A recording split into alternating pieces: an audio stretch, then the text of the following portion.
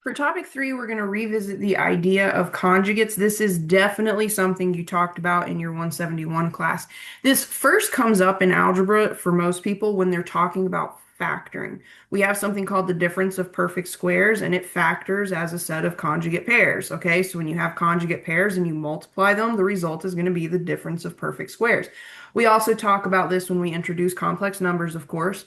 When we talk about complex numbers, specifically division of complex numbers, you can multiply the numerator and denominator of a complex number. Like when you're dividing, you can multiply your numerator and denominator by a well-chosen one. That one is the conjugate of the denominator over the conjugate of the denominator, okay? And then when you're rationalizing denominators, so when you're trying to take those radicals out of the denominator, but your denominator is a sum or a difference, the way we rationalize denominators then is we multiply by a well-chosen one, the numerator and the denominator. And what we do is the same thing we do with division of complex numbers. We multiply the numerator and denominator by the conjugate of the denominator. That becomes our well-chosen one. So you have most definitely seen conjugates, okay? So in algebra, you could have something like x minus 5 times x plus 5. Okay, what's really cool about these and why we use these conjugates as our well-chosen one when we're dividing complex numbers or rationalizing denominators is because when you multiply them, magical things happen. Okay, so if you were to see two binomials, your general gut instinct, especially earlier in your algebra career, is to FOIL. So you FOIL the two binomials. That means you kind of just distribute everything. So we would take this x and distribute it through the second binomial. So we would get x squared, and then we would get x times 5, which is 5x. And then we get the negative 5 in the first binomial and distribute it. So negative 5 times x is negative 5x. Negative 5 times positive 5 is negative 25.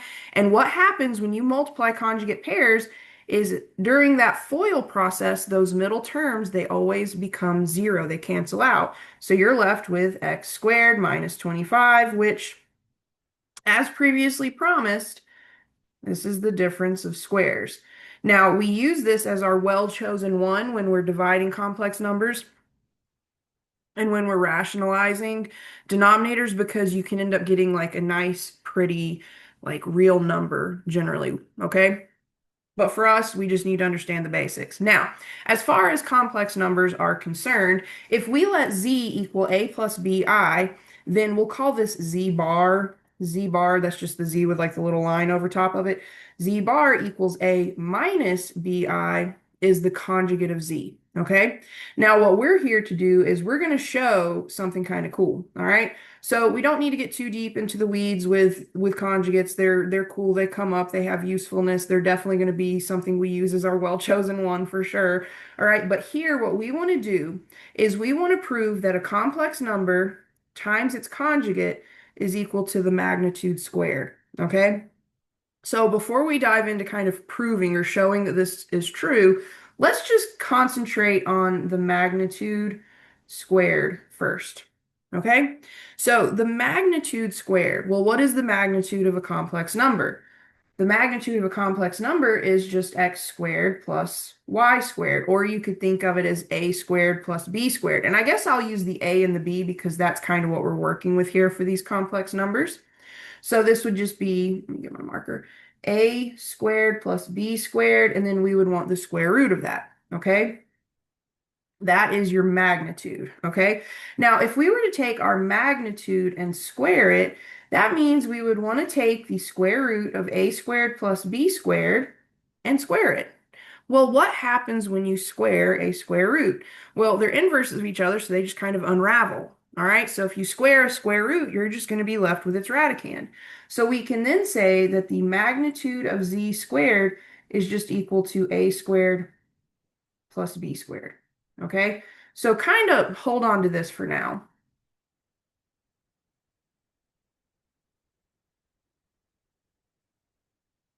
Okay, now let's go back and talk just generally about complex numbers really, really quickly, and then I promise we'll prove this to be true. We need to remind ourselves that the whole reason we kind of start talking about complex numbers is we need this imaginary unit I. Okay, the imaginary unit I is equal to the square root of -1. Okay, well, if we were to square I, we would get the square root of -1 squared. And remember, we just talked about this. What happens when you square a square root? They undo each other. So we can then, with confidence, say that I squared is equal to -1. Okay, so this is why we use complex numbers. We needed something that when we square it, we get a negative. We needed something that we could have under a radical that was negative. So we create, we invent, we introduce this imaginary unit. Okay, but please remember this and please remember this. These two things are really important. Okay. Now, the whole goal here is to prove that the product of a complex number and its conjugate are really equal to the magnitude squared. Okay. So we have that z equals a plus bi. We have that z bar is equal to a minus bi. So let's see what happens when we multiply them. So z times z bar, that's really just a plus bi times a minus bi. Well, we're multiplying conjugate pairs, so we know that when we multiply conjugate pairs, we can certainly do the full FOIL method, or we can kind of do the shortcut. The shortcut to the FOIL method is we know those middle terms are always going to collapse out. They're just going to become 0, and that's going to happen every time you multiply conjugates. So you can just multiply your first terms and then multiply your last terms. That's kind of like the cool shortcut that we have. So when we multiply our first terms, we're going to get a times a, which is a squared. And then we can multiply our last terms, which are bi and negative bi. Well, that's going to be minus bi squared. Okay? So let's think about that. Well, that's going to be a squared minus b squared times I squared. Okay, so when you have a product squared, you can square each piece of that product. So bi squared just becomes b squared I squared. But remember, I squared is what? Well, I squared is really -1. So we get a squared minus b squared times -1. Well, negative b squared times -1 is positive b squared. And what I really want to show you is this. We know that the magnitude of z squared equals a squared plus b squared. So we're done. We have now shown, quite literally, that z times z bar equals the magnitude of z squared. So this right here, this is the magnitude of, whoops, bless my heart, this is the magnitude of z squared. So we can say the magnitude of z squared equals the magnitude of z squared, and we are done.